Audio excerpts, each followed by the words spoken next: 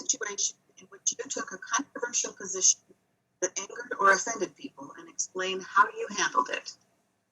Well, first of all, I hope I've never really offended anybody before throughout my legal career. But I will say that 16 years as a prosecutor and as a judge, I think I pretty much have angered somebody along the way. Nobody is always going to be happy with the charging decisions that a prosecutor makes or some of the sentencing decisions that a judge makes. And so what I always try to do, and this has always been my philosophy even before I became a judge, is just try to have a civil, reasonable conversation where I really articulate the reasons, the thought process that has gone behind my reasons, whether that's the law or different factors that I know about the case.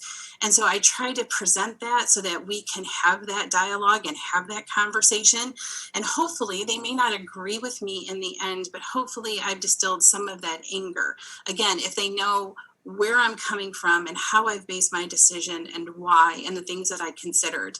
And the other thing that I really try to communicate is any decision that I make, either as a judge or again in the prosecutor's office, is something that I've given a lot of thought to. Whatever that decision was, I take both of those roles exceptionally serious.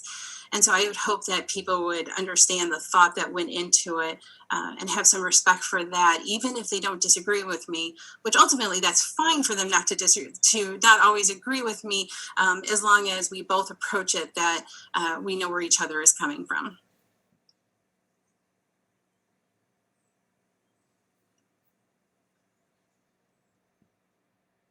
Thank you. I couldn't get unmuted there for a second. I knew it would happen to somebody.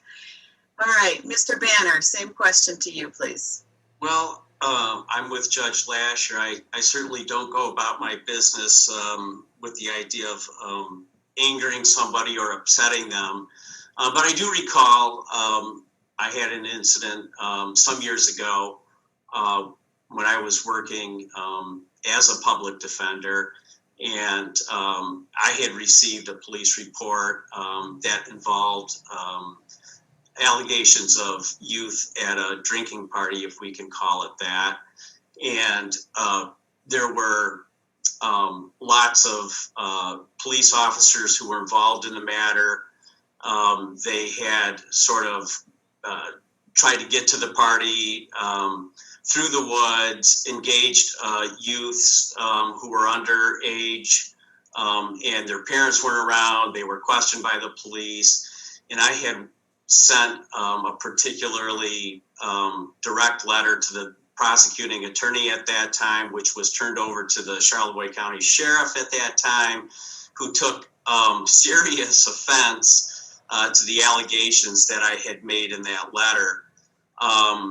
And he had reached out to me and asked, maybe you should have called and talked to me. And I thought, explain to him that I don't really think that that was appropriate and properly and aggressively representing my client or clients in that particular case. But what resulted from that was an open dialogue between myself and law enforcement that put us on a much healthier path down the road whenever there were concerns about perhaps inappropriate conduct by the law enforcement.